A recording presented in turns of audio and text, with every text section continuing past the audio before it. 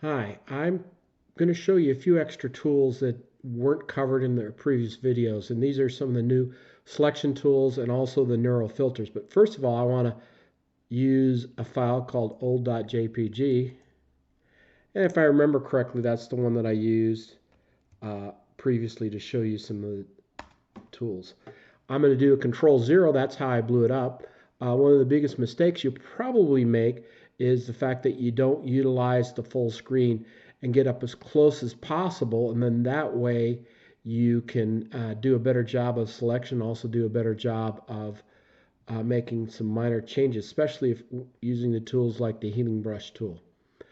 So the first thing I usually do is normally I don't do what we call destructive, but I am showing you this, so I'll do a little bit of destructive editing right now. And what that is I'm going to make it change that is not reversible other than going all the way back. So the first thing I did was image auto tone, so I'm just changing out the color. I'm also going to play a little bit with the contrast, auto, and then auto color. The auto color doesn't quite do it, and I was really disappointed in that fact. So now what I'm going to do is next I'm going to use the selection tool, which I've already got, selected the tool. I'm going to select a subject. Now there's two different ways. There's device, which is quicker, and then the cloud, which is a little bit more. I haven't noticed the difference in terms of time. I also really haven't noticed a whole lot of difference in terms of results either, which is kind of interesting. So that's kind of where I'm at with that. And come on, select a subject. There we go. And I did a pretty decent job. Now, one of the things I did earlier, because I was practicing with this, I noticed that when I didn't do some of these auto tone, auto contrast, and auto color, it didn't do as good a job of selection. So I had to do that to get it a little bit closer. Now, the neural filter that I'm going to use is oh so cool. I really like this. So I'm going to go filter, neural filter, and I am going to go colorize.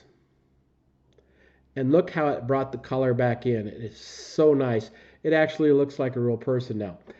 And then what I'm going to do is I'm just going to create a new layer. I could have done new layer mask and then I could change it a little bit if I don't like some of it.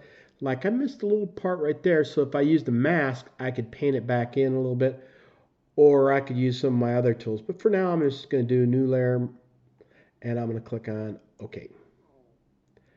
Now, I was just a tad bit disappointed in the fact that, there's a new neural filter that's supposed to be able to fix all these cracks, and I have yet to see that. Well, you know what? I've changed my mind. I am just going to do a layer mask, and then I am going to turn off the background layer. So now here I have this all to myself so I can play with it a little bit. Now, one of the other things I wanted to show you, and I'm going to click right down here, and I'm going to do layer, new layer, or I could come up here, layer, new layer, or shift control N. And what I'm going to do is it's going to ask me for a new layer. Yep, that's fine.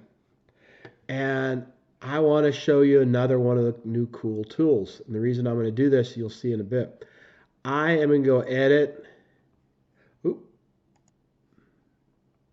I got to fill it full of paint. Sorry. Bloop.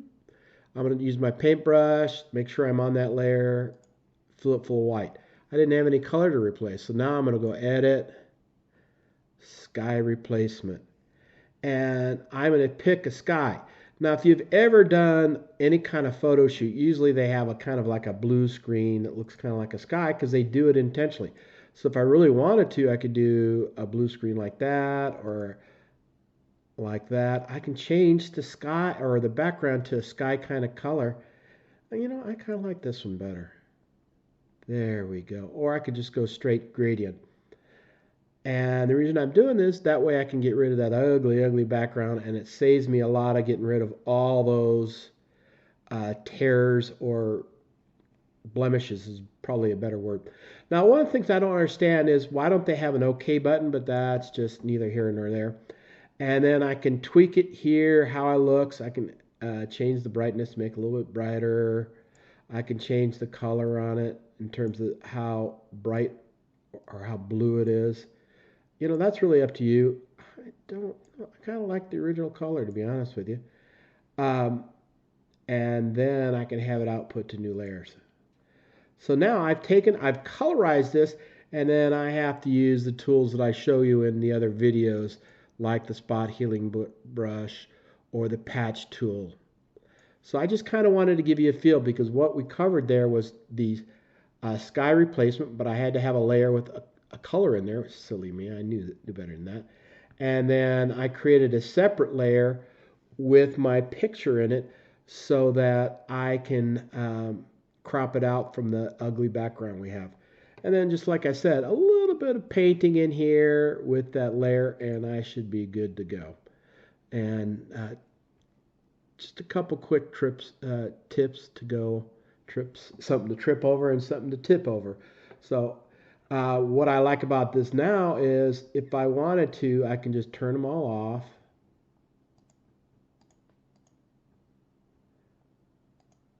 Later I'll show you how to put them in a folder.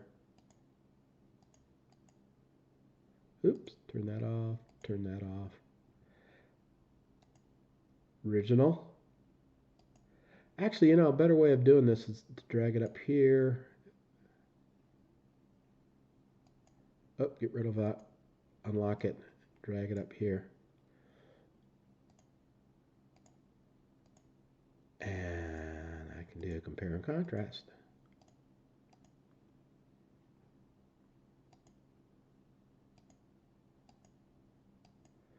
So, using the sky replacement and the colorization, I've got a pretty good jump, and also the selection tool. So, it's not perfect. That's why I show you how to use the other tools. So, hopefully you have some fun with this. I know I sure did. And once again, if you ever need some extra help, just please let me know. Talk to you later. Bye.